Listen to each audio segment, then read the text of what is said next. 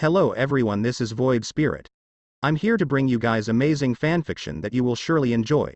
But before we start, please subscribe and like the video for more amazing content. CH18 to the capital 2. This chapter is written by Void King. When Yuna, Rimuru, Cliff, Noah, Fina, and Shuri are out of town, Yuna summoned Kumauru and Kumakyu. Since the two bears will be their way of transport, of course Rimuru can just teleport them in an instant, but decided not to. By the way, how will we fit on the back of Kumauru and Kumakyu, asked by Cliff, since there are 6 of them and only 2 bears? Oh, alright Ranga, Rimuru said. You mean the wolf cub? Asked by Cliff, since he only saw Ranga on his cub form. Come out, Ranga said by Rimuru, and Ranga came out from Rimuru's shadow in his adult size, since Ranga's full size will scare the kids. Rimuru asked him to be on his medium size, and Rimuru also said to Ranga to pretend like a dog and only communicate, using thought communication. Wow, Ranga is so big, said by Shuri as she rushes over to hug Ranga's fur. So that they made their way to the royal capital with Yuna and Finn on Kumauru and Cliff and Noah on Kumakyu, while Shuri ride on Ranga with Rimuru. The group heads straight toward the royal capital, and while on the way they encounter multiple monsters on the road. This road has more monster than usual, said by Cliff. There must be something that is happening around here, Yuna said, and Rimuru only looked at the surrounding.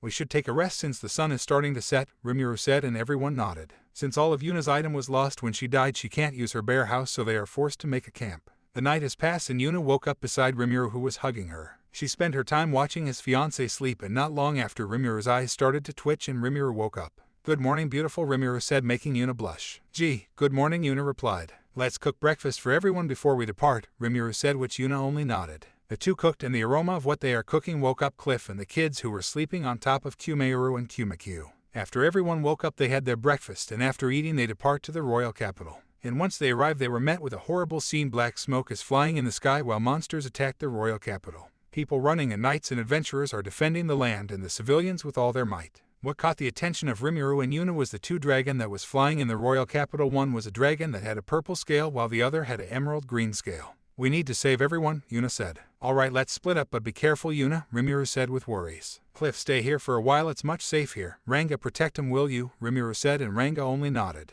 After that, Yuna and Rimuru went straight to the horde of monsters that were attacking the royal capital. In the royal castle, the king and the headmaster were talking about the status of the battlefield. Your Highness, our situation is not improving at all, said by Sanya while using her familiar to see the status of the capital. Is there anything that we can do? The king said while losing all of his hope to save the royal capital. I'm afraid there's nothing that we can. Sanya didn't get to finish since she saw an unbelievable scene. The 2 dragons that were flying was taken down by 2 individuals. One had bluish silver hair, and the other was wearing a hoodie that had a bear design.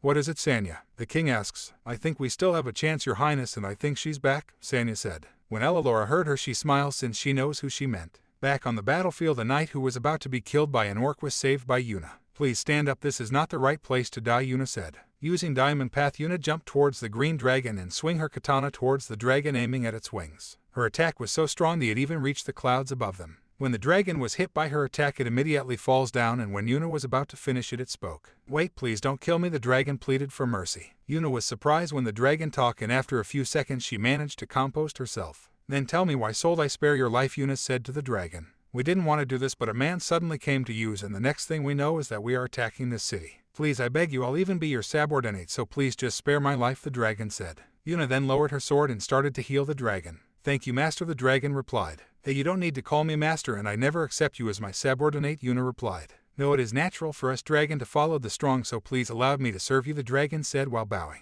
Hey, if you insist, the household I call you. Yuna asks. Please give me a name, it should serve as a proof of our pact, the dragon said. A name, huh, Yuna? Think for a good name. How about Yudi? Yuna said. At that moment the dragon started to glow with green light and evolved to Dragon King. You may ask why the dragon evolved. Well, it's because Yuna had a connection to the central world, since when she died she reincarnated there. Not to mention she have Rimuru's protection. After the glows died down, the dragon had 3 pairs of green wings. It immediately bowed to Yuna and spoke. Yudi will serve you for eternity. CH19 to the capital 3. This chapter is written by Void King. After Yuna takes care of the green dragon that pledged its loyalty to her, she went ahead and helped the people that are injured or got caught in the battle and debris of the battlefield. Are you okay? Yuna asks one of the knights that are injured. I'm fine, bear lady, the knight replied. Even if he said that he was okay, he was wounded all over his body, so Yuna decided to heal him. After Yuna healed the knight, she went ahead and found survivors, and she found a little girl who was crying alone in the middle of the damaged city road. Yuna went beside the little girl and asked the crying child, Hey, are you alright? Where are your parents? Yuna asks.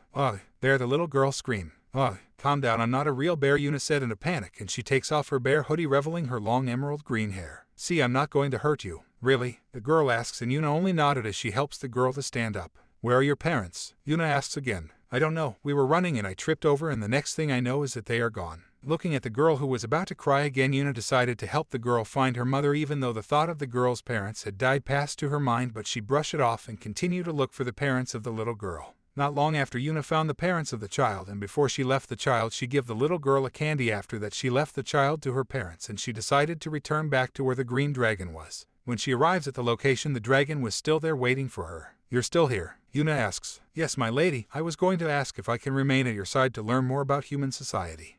Sorry, but I can't keep a huge dragon at my side at all times," Yuna replied to the dragon. "Then this should do it," the dragon replied, and its huge body was covered in smoke. Once the smoke disappeared, it revealed a little green dragon flying in the air. "Then this should do it," the dragon replied, and its huge body was covered in smoke. Once the smoke disappeared, it revealed a little green dragon flying in the air. "Then this form should be fine, right, master?" Yuri said to Yuna. Yuna walks toward the dragon and holds it and smiles. "I guess this should be fine." After that, Rimuru also arrived with a little purple dragon with gems on its forehead was beside him. "Are you okay, Yuna? Are you hurt?" Rimuru asks worriedly his fiancée. I'm fine, I'm not hurt, see." Yuna replied while a little embarrassed, and she also showed that she is not injured. "Thank goodness." Rimuru let out a sigh and looked at the green dragon that was beside Yuna. "So you also tame a dragon?" "Yes, this little one surrendered to me," Yuna said as she pat the head of Yuri. "I see, let's head back to Cliff and the others. I think everything is taken care of here," Rimuru said, and Yuna nodded. After a while, Yuna and Rimuru along with the two dragon returned to where Cliff and the others were. "Oh, Yuna 1-chan, Rimuru Nai-chan, are you both alright?" Fina, who saw them first, rushed towards Yuna and Rimuru. "We're both fine," Rimuru said. When Shuri and Noah heard Fina, the two rushed towards Yuna and hugged her. "Yuna 1-chan," the two said in union as they hugged Yuna. Rimuru only gives them a warm smile and looks at Cliff, who also had a worried expression. "You don't have to worry about her, you know," Rimuru said to Cliff. "I can't help it, I think of her as my own daughter," Cliff said. While Rimuru only smiles since he knows that Yuna is loved by everyone that is around her. After a while, Cliff spoke. "Then let's get going. You two have a lot to explain to His Highness." When Cliff those words, he received an uninterested look both from Yuna and Rimuru. Rimuru and Yuna were thinking of running away since the two thought that explaining things can be troublesome. "Don't think that you two can run away from this," Cliff said as he stopped the two from running away.